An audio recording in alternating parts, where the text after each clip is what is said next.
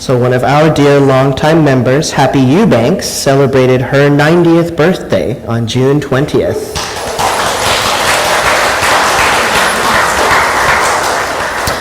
And another dear longtime member of ours, Pat Harms, celebrated either her 90th or 91st birthday, we're not quite sure, 91st, someone tells me, on June 22nd. So Pat and Happy were the same age for 2 whole days. I invite everyone to please join me in the spirit of prayer.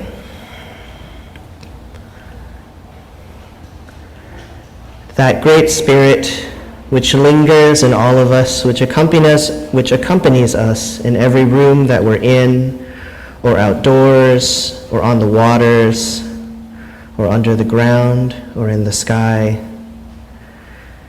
Change is here today, and it is bittersweet. Change is bittersweet wherever you are. When the children leave home, when the baby starts to hold their own bottle, when you try a new haircut, when you leave an old job and go to a new one, when you retire, when you downsize from a larger home to assisted living, change is always with us. And it is bittersweet. With everything, there are joys and there are sorrows. That is why we practice this week after week. Because, as the French philosopher once said, we are human beings. We are spiritual beings having a human experience. And so let us clutch our joys close and release our sorrows, knowing that, as with everything, this too shall pass. And that we can carry the joys with us even alongside the sorrows, because it is not too large for us. Nothing in this world is too large for us when we can bear it in the company of others. May it be so. Blessed be, and amen. Now I invite everyone into a moment of silent contemplation.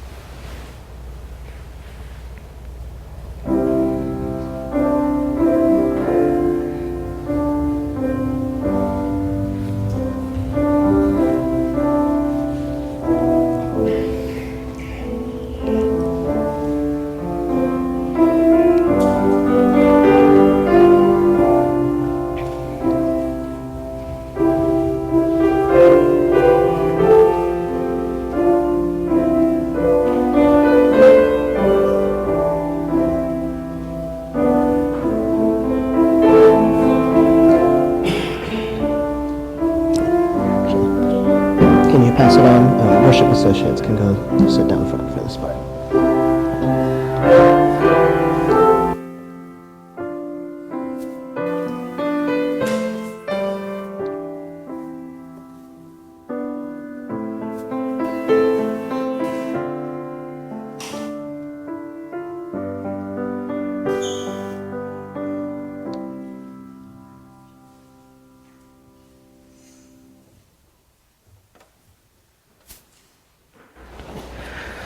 So I have a little introduction for this song, which Ron and Jackie were gracious enough to learn on my request.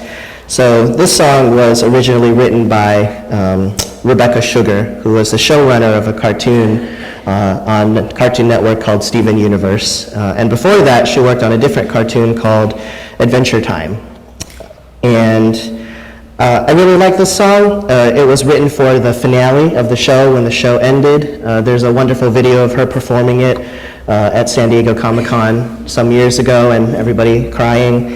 And also, there's a part of the lyrics that reminds me of something that someone told me when I was leaving Cleveland and saying goodbye there. And she told me that we are all time travelers, although we can only ever travel in one direction, which is into the past. but that we can always be together again whenever we remember.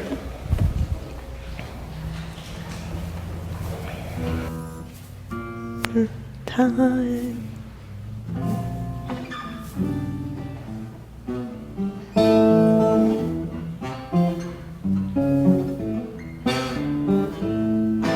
Time is an illusion that helps things make sense. So we're always living in the present tense. It seems unforgiving when a good thing ends. But you and I will always be back then. You and I will always be back then. You and I will always be back then. You and I will always be back then. Singing, will happen, happening, happened. Will happen, happening, happened, and will happen again and again. 'Cause you and I will always be back then. If there was some amazing force outside of time to take us back to where we were and hang each moment up like pictures on the wall inside a billion tiny frames so that we could see it all, it would look like will happen, happening, happened. Will happen, happening, happened, and will happen again and again. 'Cause you and I will always be back then. You and I will always be back then. You and I will always be back then. That's why you and I will always be best friends.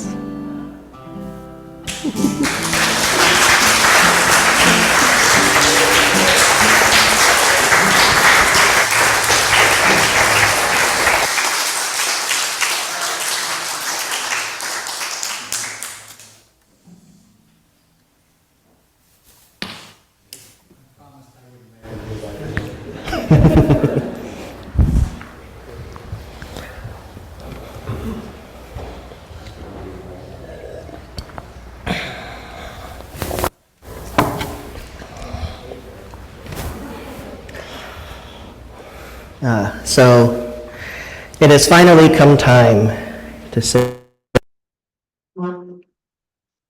goodbyes are, well, they're part of life, they're part of ministry. There are some denominations who believe that it's good to move ministers around so that ministries become attached not to the minister, but to the congregation. And so there are some denominations that actually very deliberately move ministers around every 5 years or so. So this time that we had together, 3 years, it was time for the Unitarian Coastal Fellowship to figure out who you are without Reverend Sally White, who was a minister here for 18 years before she retired. She's a good runner. Her effects are certainly still felt. In her building bears her name. She is a minister emerita. There is a portrait of her up in the other building. And when she left, there were many, some of whom, maybe in this room today, or maybe on Zoom, who couldn't imagine another minister after her. For some, she was the only minister they had ever known. And so some of you might be feeling that way here today. For those of you who joined this church in the last 2 years, I'm the only minister that you've ever known. And you can't imagine what this place will be like without me. And it's true, this place will be a little different. And there will also be parts of it that will be the same. There will still be coffee hour after the services. There will still be a flagpole outside that proclaims our values. There will still be potlucks and laughter and children playing the tag and grown-ups telling the children how to run. There will still be friendship and games. There will still be all kinds of people here, all different sexual orientations and gender identities and theological beliefs. This will still be a community that values inclusivity and welcome. Those things will all be true regardless of who the minister is, because that is who you are. And now for, this has not been a secret, but it may not be very well known. So this was actually my first solo ministry. This was my first ministry entirely on my own without someone, holding on to the back of the bicycle, going like, oh, she came to visit a few months ago. That was Reverend Tricia Hart. She was the one who held the back of the bicycle and assured me that she was holding on while I was trying things out. So for my first solo ministry, I chose UCF because I had a hunch, and that hunch was correct, that this was a healthy congregation. And I thought that the first time out by myself, I'd better be with a mature congregation that I wouldn't break by accident. And then So I'm going to tell you guys what I learned here, and then I'm going to tell you what I hope you have learned, and what I hope that you will carry into the future. So I learned that our faith is full of smart people who are trying really hard. In seminary, they teach us a lot of ways that things can go wrong.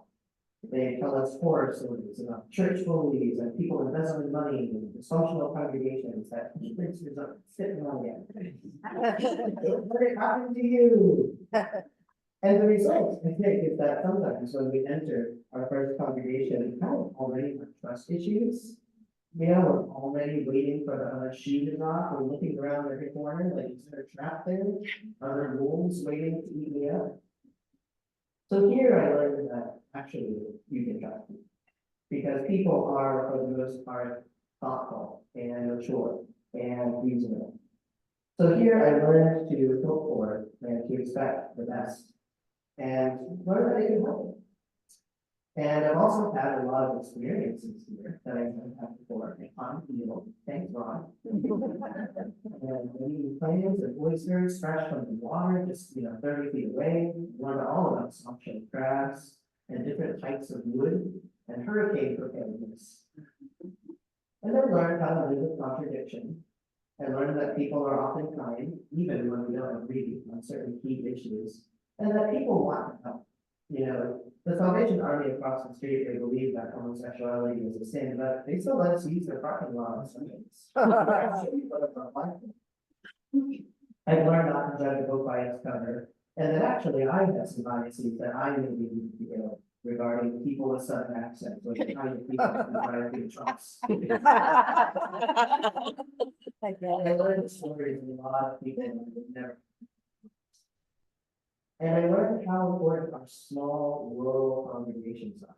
In places like this, where there are not a lot of intentionally inclusive or pluralistic spaces that are intentionally welcoming of diversity, Unitarian Universalism saves lives. In places like this, Unitarian Universalist congregations show that another world is possible. And in that world, people of all ages, races, national origins, sexual orientations, gender identities, abilities, and classes live and work and sing and worship side by side. Don't believe it? It's right here. Another world is possible. In the few years that I've been here, a lot of people have visited, and they've given me a lot of compliments about this congregation, as if I had anything at all to do with it. They say things like, a lot of churches, I go in and I felt judged, but not you. And they say things like, I was surprised to see so many older people here, because in my experience, older people are more good. They say things like, this place is amazing. They say things like, no one has to spend all my money. I've had people tell me that they learned about Unitarian Universalism online on Reddit or something, and that when they looked up their closest congregation, they didn't think they would find one in Carteret County of all places. And yet here it was, a miracle. Another world is possible, and it's already here. So here is what I hope and wish for you. one final parting gift you could say, and I mean you collectively, as in all of UCF, not just you as individuals, of course. I hope that all of you individuals do well as well. But I hope you learn someday how special you are, how much of a role model you can be to others. You seem to take your own grace and patience and generosity for granted. So for example, when you decided to build this new building, which was what, 6 or 7 years ago now, when you first made that decision, you not only raised hundreds of thousands of dollars just from yourselves, but you also decided to liquidate your endowment in order to make a loan to yourselves to fund the construction. I have a hard time thinking of another congregation that would take that risk. But you said, well, isn't that what an endowment is for? Didn't the people who came before us leave us this money so that we could use it? Only we had thousands of congregations like that. What we could accomplish if more congregations were willing to take these risks. And 2 years ago, or a little over 2 years ago, I came out of the congregation and started transitioning. The overwhelming response was one of congratulations and joy. You said, of course we'll support our transgender minister. What else would we do? Well, you could have run me out of town in the rain. That's what some other congregations around here would have done against pushback. And then last year, when you found out that you needed a 30% increase in budget in order to be able to attract and minister, well, a lot of congregations would have said, that's too bad. I guess we can't afford a full-time minister. Guess we got to dream a little small. But not you.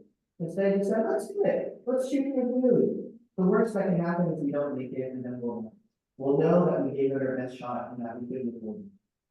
So any professional fundraiser, I think, would tell you that a 30% increase over the previous year is kind of insane. But you did it.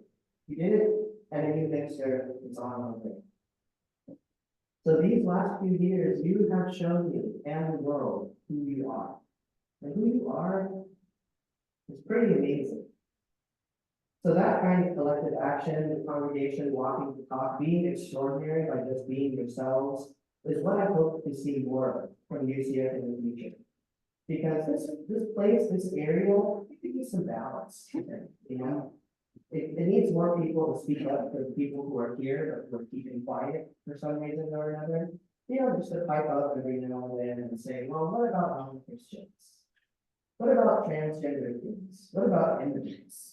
What can we do for them? What can we do for the people who don't speak English or who don't worship the way that we do, whose families don't look like what we're used to? How can we be more inclusive and welcoming to everyone, not just the people who are like us? How can we introduce the local community to the world beyond these walls? And there's a lot of potential. There's a lot of potential. I think, you know, I think I could see a bank of UCF t-shirts now that we have t-shirts that meetings or election meetings. You know, I hope that there will be a line of communication to the military bases, just letting them know here. Maybe there could be a mobile mental health clinic down east, based on UV values, to let everyone know that another world is possible. You are needed here. You are so needed. Needed as a place of refuge, needed as a beacon of hope. You are needed as teachers and role models for Unitarian Universalism. You are needed to bring balance to the world. You are needed to teach more UU ministers that yes, it is possible. You are needed to raise another generation of Unitarian Universalists who walk the talk, who put their money where their mouth is, who are welcoming and gracious and generous. You are needed to dance and sing and laugh and bring joy in a world that sometimes seems so bleak. You are needed to show that another world is possible and to bring it into being. Another world is possible and it is here. So thank you. Thank you for this gift. I will always remember this place and these people. We are all time travelers, and I will time travel frequently to when I was here. And I hope that thanks to you that I will always remember that another world is possible and that it is here.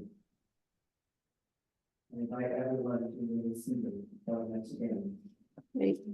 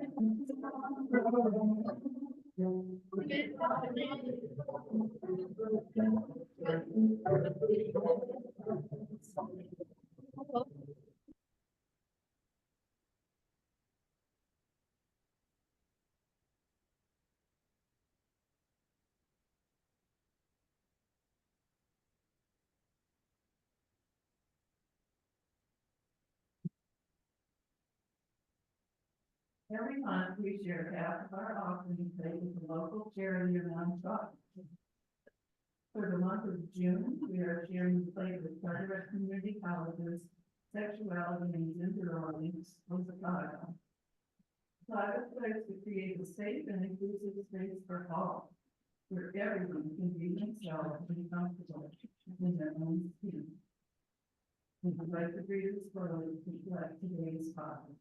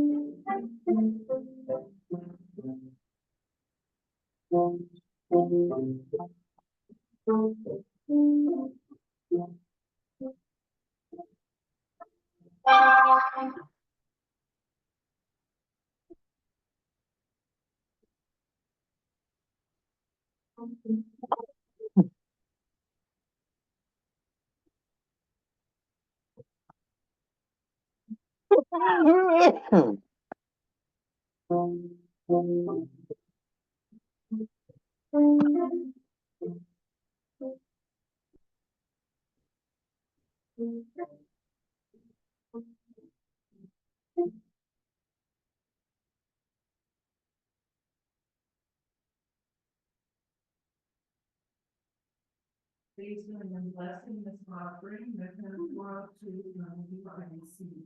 Please stand, please.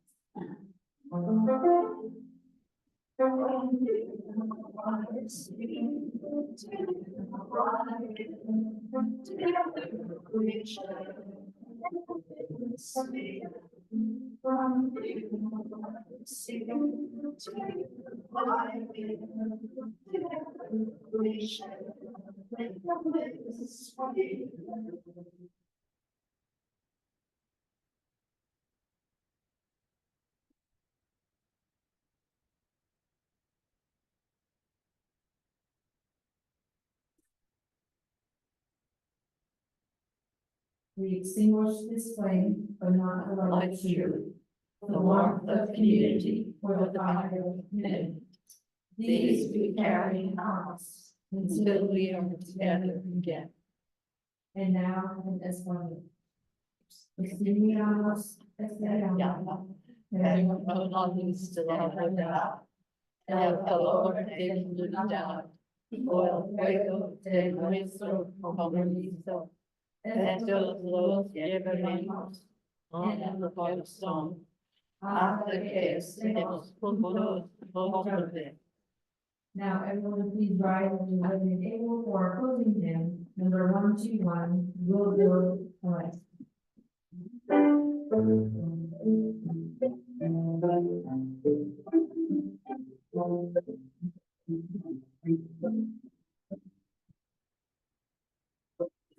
Build a land where we are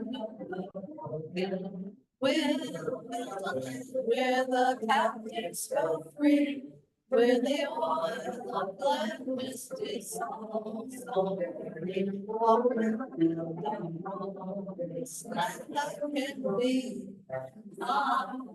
that we're able together, anointed by God.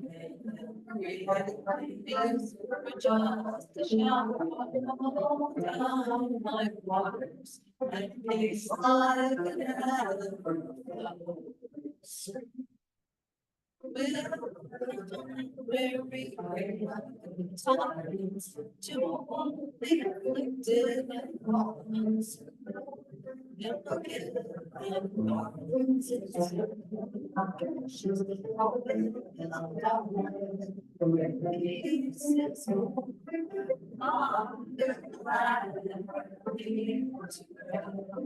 Anointed by God, created just to come down like waters, and peace like an ever stream. With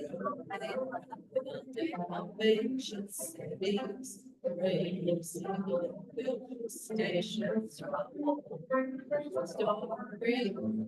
so generations of so build land for people together, anointed by God, we have just peace like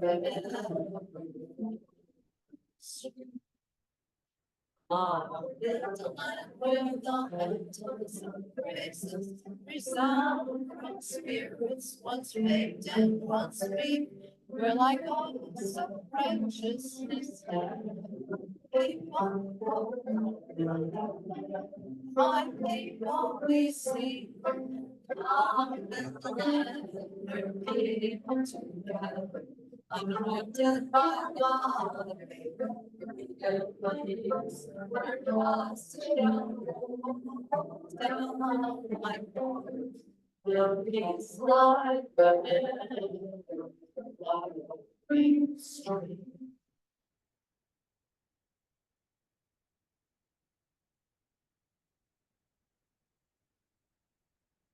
All right, friends, it is our tradition in this congregation to hold hands for the benediction.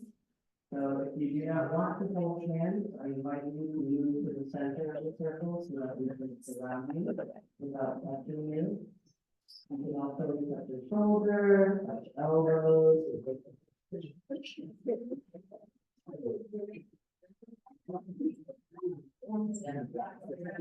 Oh, there you go. Your grandma.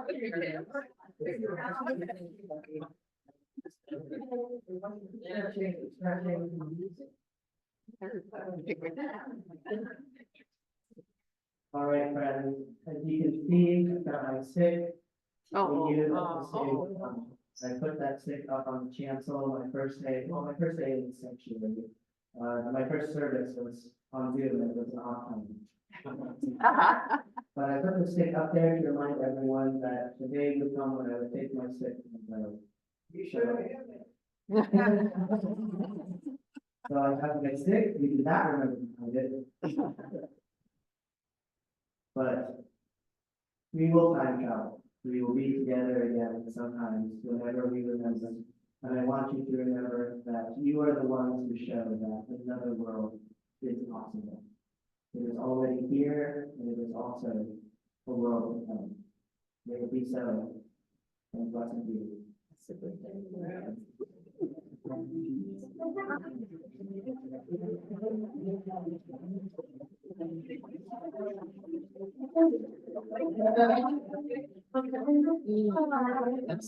Song on the way for somebody trips and I have been voice.